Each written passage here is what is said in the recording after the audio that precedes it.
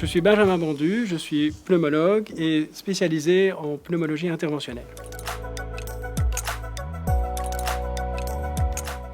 Notre projet porte sur un nouveau traitement que nous avons développé sur l'ablation endoscopique du cancer du poumon.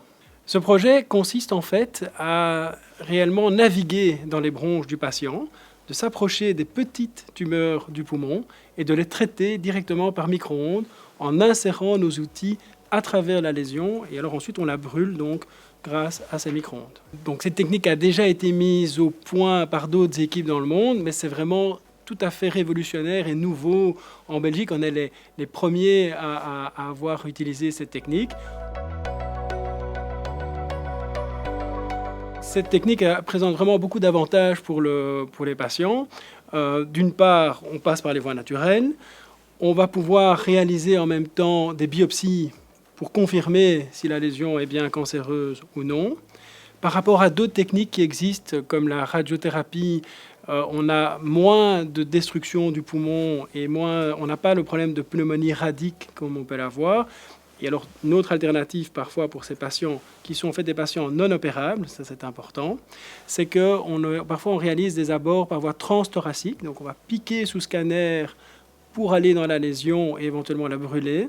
Mais dans ces cas-là, il y a des risques importants de pneumothorax, donc de décollement du poumon, ce qui est particulièrement ennuyant chez les patients justement qui ne sont pas opérables parce que souvent leur fonction respiratoire est altérée.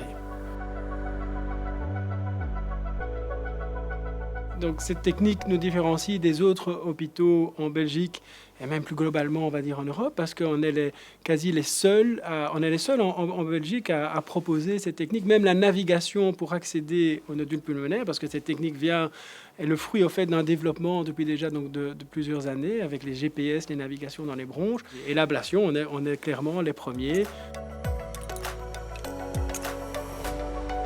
C'est une approche multidisciplinaire, on ne fait pas ça seul dans son coin.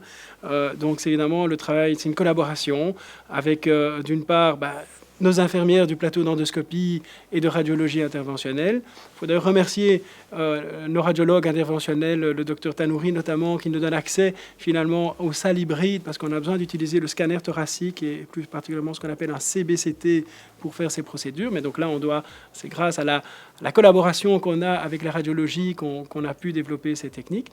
Et bien sûr, nos collègues oncopneumologues, oncologues thoraciques, radiothérapeutes, chirurgiens thoraciques. Et alors également, j'aimerais bien aussi quand même introduire dans cette équipe finalement le fonds Erasme qui nous a permis de nous soutenir depuis le début. Sinon, on n'aurait jamais pu évidemment mettre sur pied ce genre d'innovation.